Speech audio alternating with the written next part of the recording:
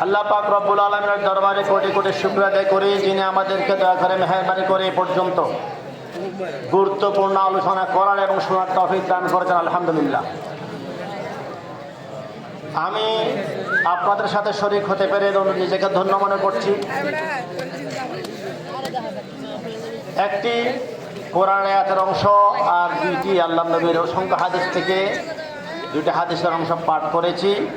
আমা তৌফিক ইল্লা বিল্লাহ, যদি আল্লাহ পাক তৌফিকে শামিল হাল হয় দু একটি আলোচনা করব ইনশাআল্লাহ।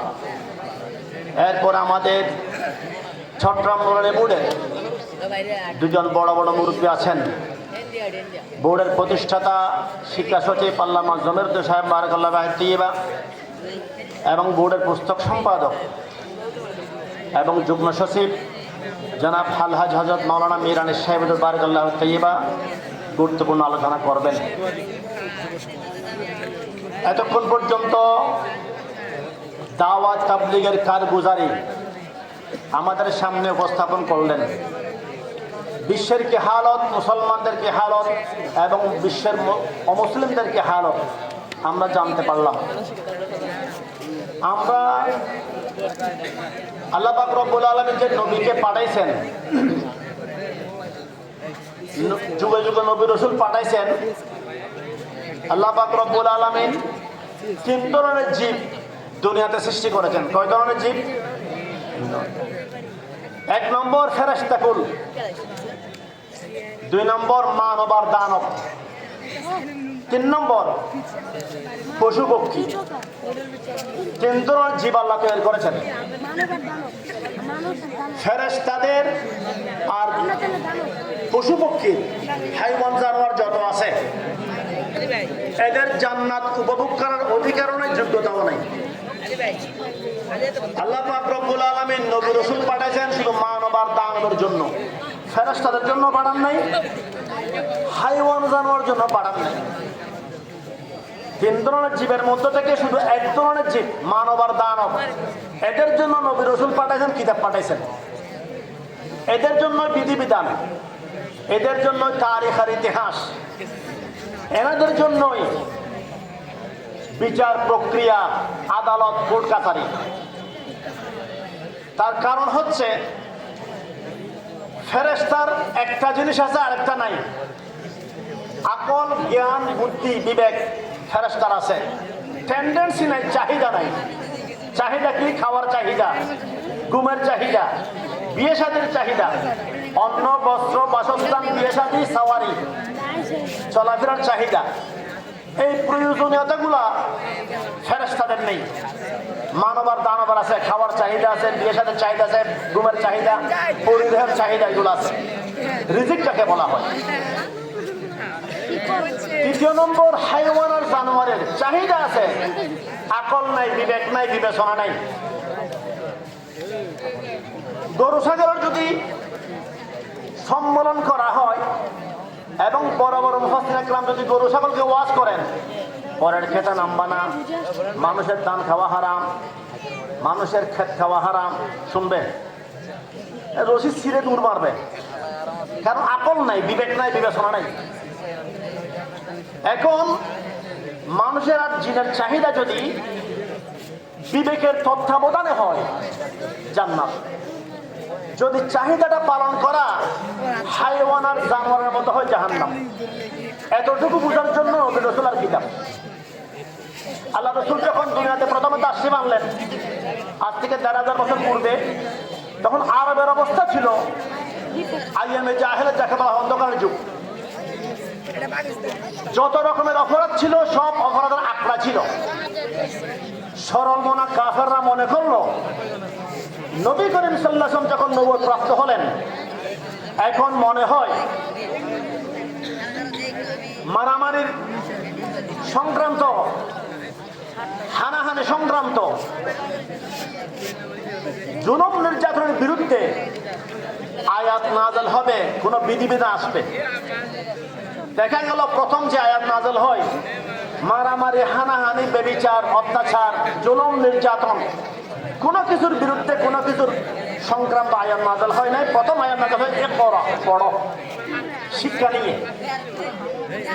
মালয়েশিয়ার প্রেসিডেন্ট ডক্টর মহাতির মোহাম্মদ দীর্ঘ 22 বছর সফল রাষ্ট্রপতি ছিলেন। উনি 2005 সালে পাকিস্তানের একটা কলেজ ইউনিভার্সিটির অধ্যাপকদের একটা সেমিনারে 3 দিন ব্যাপী উনি আলোচনায় যোগ দিয়েছিলেন। উনি বলেছিলেন, আমি যখন সর্বপ্রথম মালয়েশিয়ার প্রেসিডেন্ট নির্বাচিত হই, আমার মালয়েশিয়া ছিল বিশ্বের অনুন্নত দেশের মধ্যে একটি, একেবারে ন্যূনতম দেশ ছিল, উন্নয়নমূলক কিছু কোনো কার্যকলাপ ছিল না। আমি প্রেসিডেন্ট নির্বাচিত হওয়ার পরে আমি এই রাষ্ট্রকে উন্নতি করার জন্য একটা চিন্তা, একটা টেনশন আমার মাথায় ঢুকলো, কিভাবে করব। এই প্ল্যান প্রোগ্রাম ঢুকলো। আমি 2 মাস পার্লামেন্ট থেকে ছুটি নিলাম। সচিবদের বললাম, তোমরা দেশ পরিচালনা করো, আমি আসবো না পার্লামেন্টে। আমি 2 মাস করলাম কি, পূর্বে রাজা বাদশাদের জীবনে অধ্যয়ন করতে আরম্ভ করলাম, তারা কিভাবে দেশকে জাতিকে উন্নতির দ্বারপ্রান্তে পৌঁছাইছেন। আমি তাদের ইতিহাস পড়ে দেখলাম, যারাই দেশকে উন্নতির দ্বারপ্রান্তে পৌঁছাইছেন, জাতিকে উন্নতির দ্বারপ্রান্তে পৌঁছেন, তারা সবাই শিক্ষার উপর গুরুত্ব দান করেছেন। পরবর্তীতে আমি আমাদের ধর্মগ্রন্থ আল কোরআন নিয়ে আমি স্টাডি করা শুরু করলাম। কোরআন কি বলে, কোরআনে অধ্যয়ন করা শুরু করে আমি দেখলাম সর্বপ্রথম যে আয়াত নাযিল হয়, ইকরা বিসমি রাব্বিকাল্লাযী খালাক।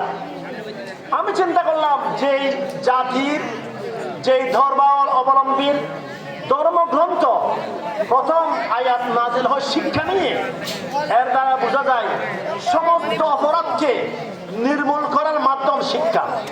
একজন শিক্ষিত মানুষ মারামার করতে পারে না, বাড়াবাড়ি করতে পারে না। একজন শিক্ষিত মানুষ বাসায় ঘরে সমাজে অশান্তি সৃষ্টি করতে পারে না।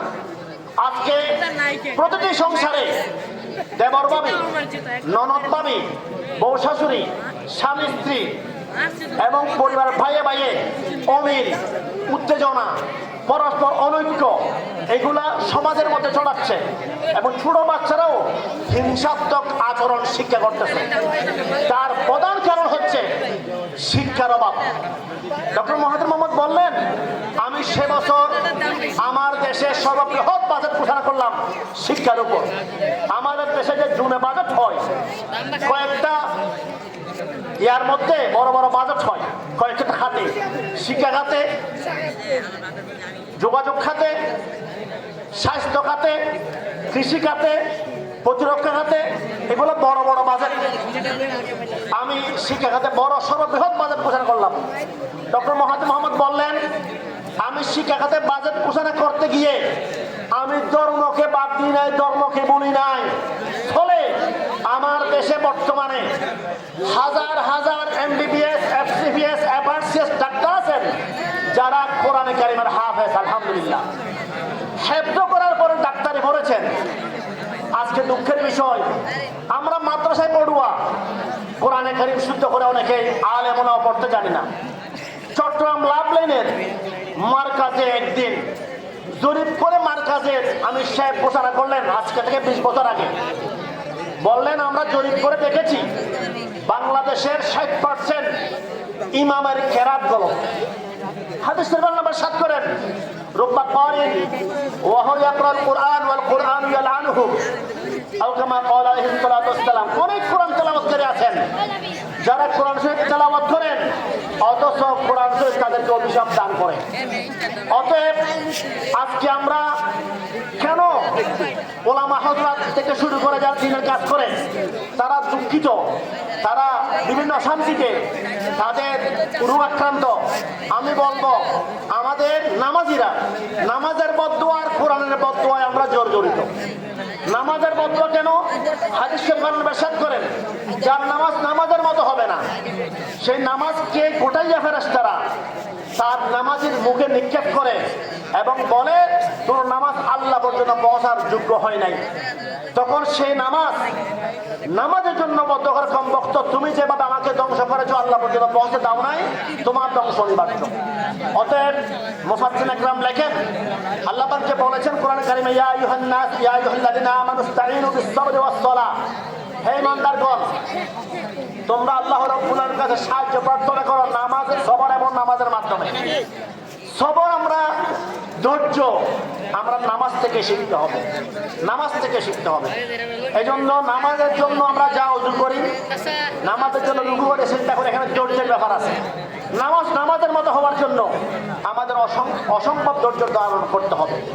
এই জন্যই আমরা নামাজ যদি নামাজের মতো পড়ি এবং কোরআনে কারীম যদি শুদ্ধভাবে তেলাওয়াত করি, আমাদের এই তেলাওয়াতের জন্য এবং শুদ্ধ করে পড়ার জন্য নুরানি মাদ্রাসা নামক একটি মাদ্রাসা শুরু হয়েছে।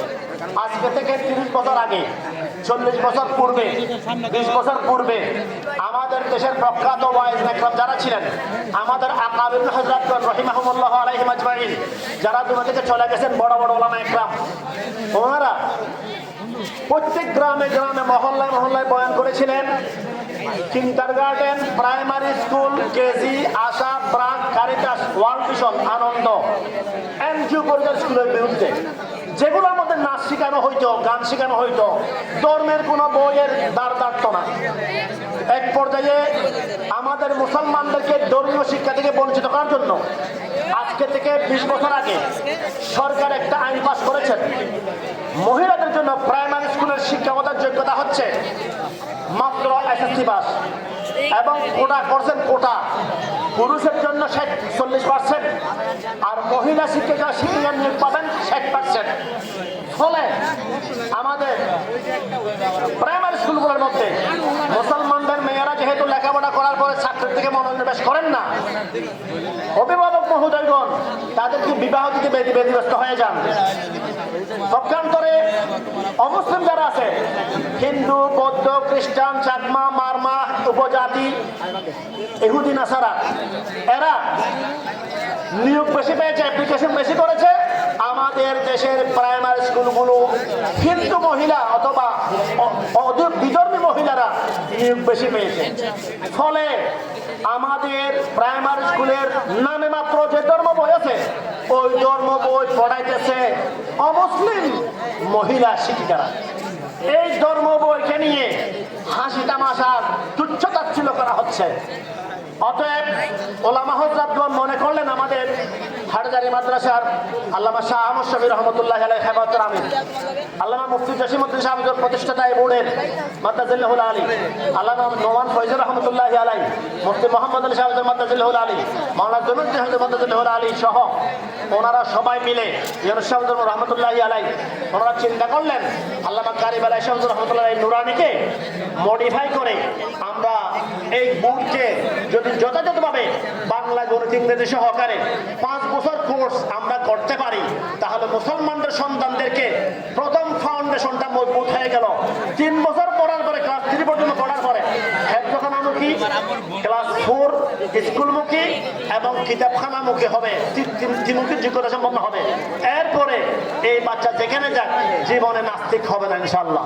আল্লাহ ইরশাদ করেন, ইন্নাল্লাযী লাইসা ফী জাওফি শাইউন মিনাল কুরআন কাল বাইতুল খরিক, যার অন্তরে পেটের মধ্যে কোরআনে কারিমের কোনো অংশ থাকবে না, এই পেট হবে, অন্তর হবে বীরাঙ্গনের ন্যায়, যে করেন জনমানবহীন ঘর। ঘর তৈরি করার পরে যদি মানুষ বসবাস না করে, এই ঘর হিংস্র প্রাণীর অভয়ারণ্য হয়। যখন মানুষ অন্তরের মধ্যে কোরআনের সবক লালন করবে না, তখন এটা শয়তানের নফসের অভয়ারণ্য হবে। এই মানুষকে নাস্তিকে পরিণত হতে হবে, অতি সত্য। অতএব এই নুরানি আলহামদুলিল্লাহ বাংলাদেশ চট্টগ্রাম নুরানি বোর্ডের তত্ত্বাবধানে বর্তমানে বাংলাদেশে 25,000 নুরানি পরিচালিত হচ্ছে আলহামদুলিল্লাহ। লক্ষ লক্ষ ছাত্র লেখাপড়া করতেছে। আমরা এখানকার প্রতিষ্ঠাতা পরিচালক পীরে কামেল, ওস্তাদুল উলামা, ওস্তাদুল আসাতিজা আল্লামা মুফতি লিহাজউদ্দিন সাহেব বারাকাল্লাহু তাইয়্যিবা হুজুর একটা প্রোগ্রাম করেছেন। এখানে এই বোর্ডের তত্ত্বাবধানে এখানে কেন্দ্র দেওয়া হয়েছে। এই মাদ্রাসার তত্ত্বাবধানে মাদ্রাসা হবে ইনশাআল্লাহ।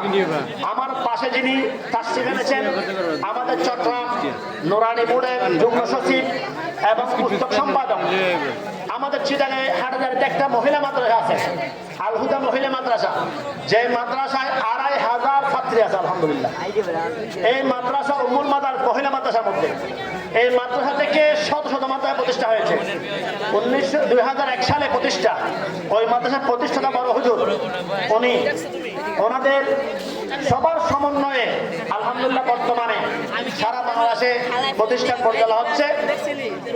এই মাদ্রাসায় আমাদের আলিপুর মাদ্রাসা এবং হুজুর মাদ্রাসায় এক মাদ্রাসার ছাত্র সংখ্যা নুরানিতে আছে 2200 ছাত্রছাত্রী আছে নুরানি বিভাগে, শুধু 2200। ছেড়ে দিলে ছাত্রদের ফার্মের মুরগির মধ্যে দেখা যায়। আল্লামা শাহ আহমদ শরীফুল্লাহ বলেছিলেন যে এটা নুরানি ইউনিভার্সিটি একবার ছাত্রদের বের করে দেওয়া, ছুটে দেওয়ার পরে মাঠের মধ্যে সবাইকে বয়ান করেছিলেন। এই ধরনের ছাত্র আমাদের চিটাঙে, টাঙ্গাইলে, জামালপুর, শেরপুর কিছু এলাকা আছে যেখানে স্কুল টোটালি বন্ধ হয়ে গিয়েছে। আলহামদুলিল্লাহ স্কুলের মধ্যে ক্লাস 3 পর্যন্ত কোনো ছাত্রছাত্রী নাই, কারণ এখানে বাংলা ইংরেজিও পাইতেছে, আরবিও পাইতেছে এবং মক্তবের সাইটে, স্কুলের সাইটে অনেক উন্নত বাংলা ইংরেজি।